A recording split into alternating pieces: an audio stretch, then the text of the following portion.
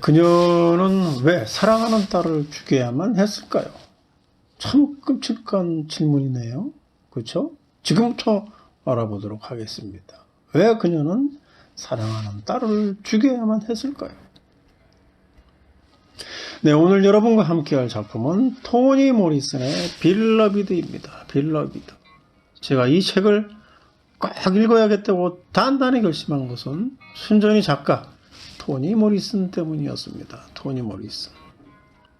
저는 50 중반에 비교적 뒤늦은 나이에 글이라는 것을 쓰기 시작했는데, 그러다 보니까 부족한 점이 너무 많다는 것을 느끼게 되더군요. 배우고 싶은 마음이 그만큼 또 컸습니다. 여러 작가들을 벤치마킹을 했는데 그 중에서도 특히 토니 모리슨이라는 미국의 흑인 여성 작가가 제 눈길을 확 잡았습니다. 특히 이 말 있죠. 화면에 나옵니다만은 어느만이 이름 없는 두려움으로부터 우리를 보호한다. 정말로 멋있는 말로 다가오더군요. 지금 화면에 보고 있는 저 사진, 2012년 버락 오바마 대통령이 토니 모리슨 작가에게 대통령 자유 훈장을 걸어주는 그러한 장면이죠. 작가 토니 모리슨은 1993년 흑인 여성 작가로는 최초로 노벨 문학상을 수상을 했습니다. 그 애에도 20세기에 작가가 받을 수 있는 거의 모든 상을 받았다고 합니다. 그런데 이같이 겉으로 드러나는 그녀의 작품이나 그와 관련된 상징도 아주 훌륭하지만 그것 이상으로 그녀의 인생 그 자체가 소설같이 드라마틱하게 다가왔습니다. 그녀는 작가 이전에 한 사람의 매력 넘치는 멋진 명품 퍼스널 브랜드였던 것입니다. 저를 포함하여 많은 사람들에게 엄청나게 선한 영향력을 행사했으니 말입니다. 그녀는 흑인이라는 자신의 정체성을 결코 부인하지 않았습니다. 그녀는 흑인 여성 작가라는 명칭도 거부하지 않았습니다. 이게 대단한 거냐 이렇게 생각할 수 있겠지만 당시에는 엄청나게 힘든 일이었죠. 또한 인종 문제나 여성 문제 같은 핫한 매우 뜨거운 주제를 정면으로 다루면서도 기존의 방식과는 전혀 새로운 서술 방식을 만들어냈다고 합니다. 그래서 가장 푸른 눈, 솔로몬의 노래, 검은 아이, 이러한 주옥같은 소설을 만들어냈던 것입니다. 그래서 남성 작가들에 비해서 한계가 뚜렷한 존재로 인식되었던 당시의 흑인 여성 작가의 위상을 완전히 바꾸어 놓았습니다. 자신의 약점을 오히려 강점으로 연결시킨 것입니다. 그녀는 안타깝게 이혼을 했습니다. 그러나 이혼 후에도 일을 열심히 했고 아이들이 잠든 후에 글을 썼는데 그녀의 글쓰기 철학을 함축적으로 담고 있는 다음의 말을 볼 때마다 그 의미가 새롭게 솟구칩니다. 당신이 읽고 싶은 글이 있는데 아직 쓰인 게 없다면 당신이 써야 한다. 이런 말은요, 글을 좀 써보려고 하는 사람들한테는 대단히 가슴에 와닿는, 그러면서 뒷머리를 빡 때리는 그런 아주 멋진 말인 것 같습니다. 또 그렇게 느낀다고 합니다. 소설 빌러비드는 1987년에 출간되었는데 토니 모리슨의 본격 성공작이라고 합니다.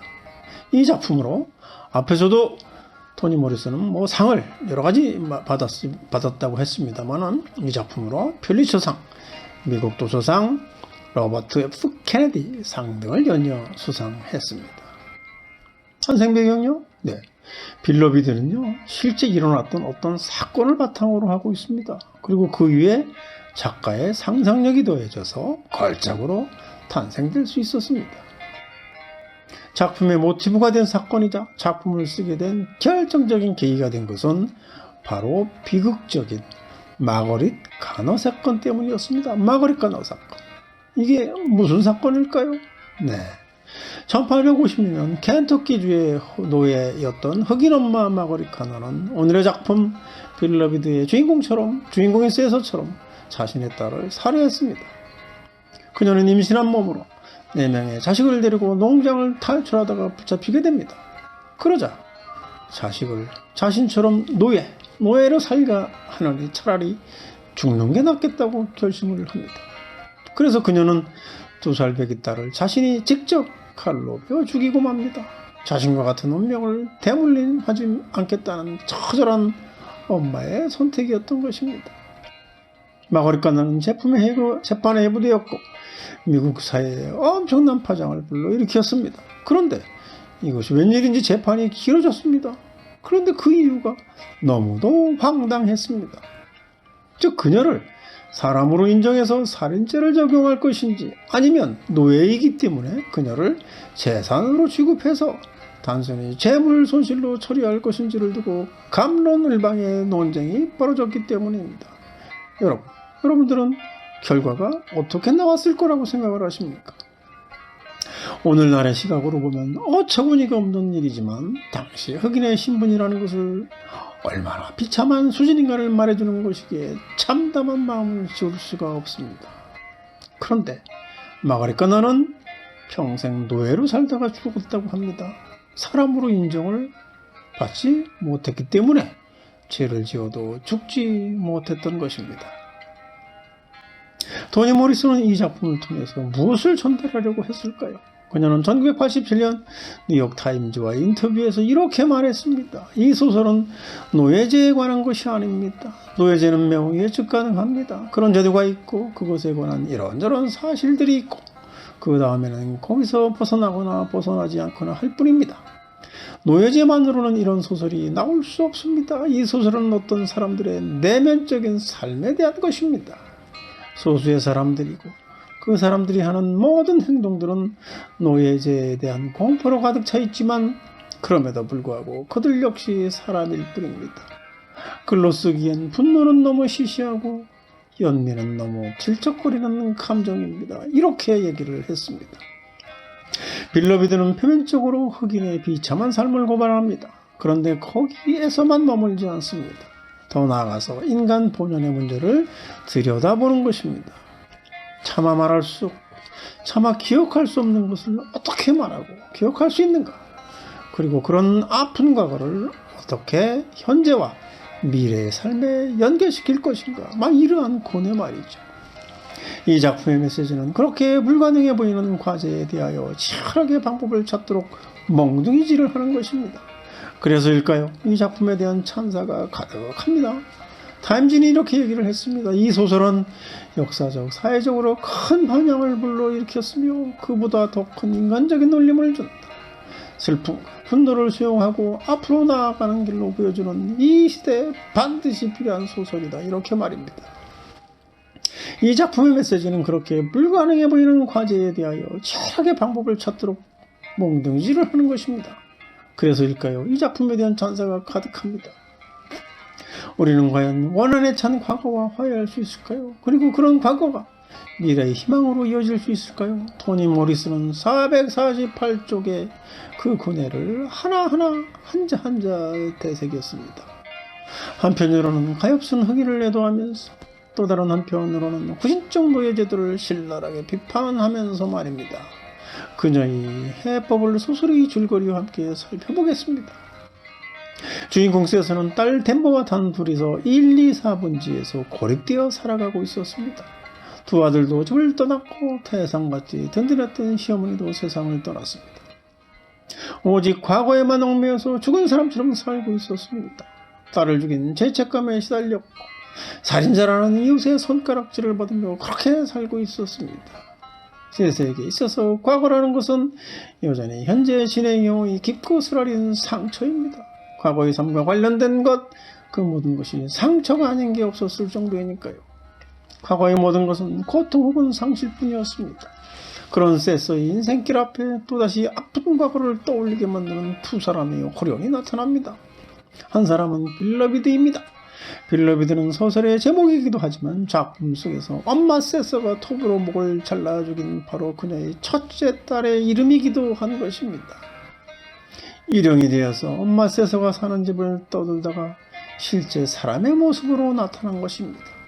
세서는 빌러비드가 자신의 딸임을 직감하고 그녀에게 지극정성을 다합니다. 엄마의 슬픈 선택에 대하여 용서를 구하듯이 말입니다. 극적 반전이 일어납니다. 세서가 깨달음을 얻고 삶을 긍정적으로 바라보는 그 순간에 빌러비드는 사라집니다. 또 하나의 사람은 폴 D라는 남자입니다. 그는 20여 년 전에 역설적인 이름의 노예 농장인 스위트홈에서 고통스러운 한 시절을 보냈던 세서의 동료였습니다. 그리고 그는 죽은 남편 헨리의 친구이기도 했습니다. 그런 그가 어느 날 갑자기 세서가 살고 있는 곳으로 찾아온 것입니다. 두 사람은 육체적, 정신적으로 하나가 됩니다. 그는 즉 폴디는 세서에게 변화를 요구합니다. 그렇게 얽매여 살지 말라는 것이죠. 그리고 세서가 집 밖의 세상으로 다시 발을 내디딜 수 있도록 도움을 줍니다. 세서, 당신과 나, 우리에겐 어느 누구보다 많은 어제가 있어. 그런데 이제 무엇이 됐든 내일이 필요해. 이렇게 말을 하면서 설득을 하는 거죠. 도움을 주는 거죠. 세서는 1, 2, 4번지를 떠나지 않고 세 가족을 이룹니다. 세서, 폴디 그리고 딸 템보. 이 세 사람이 한 집에서 살게 된 것입니다. 빌러비드가 모든 아픔을 가져간 듯합니다. 이웃과의 소통도 가능해졌고 과거보다는 현재에 충실해졌습니다. 그래서 내일을 희망적으로 보게 되었습니다. 시작은 비극이었습니다만 해피엔딩이었습니다.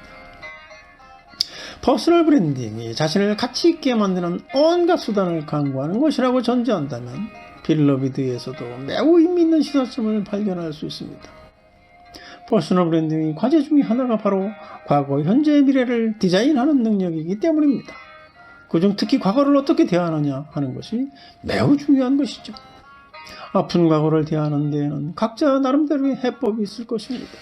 그런데 여기에 토니 모리슨식의 솔루션을 하나 더 추가해보면 어떨까 싶습니다. 토니 모리슨은 뉴욕타임즈와의 인터뷰에서 이렇게 얘기를 했습니다. 과거라는 것은 유령처럼 불쑥불쑥 찾아오는 과거, 그 과거 말이죠. 기억은 결코 우리를 떠나지 않는 법입니다. 그것과 정면으로 부딪혀 돌파해 나가기 전까지는 우리 각자도 이런저런 쓰라리던 과거가 있을 것입니다.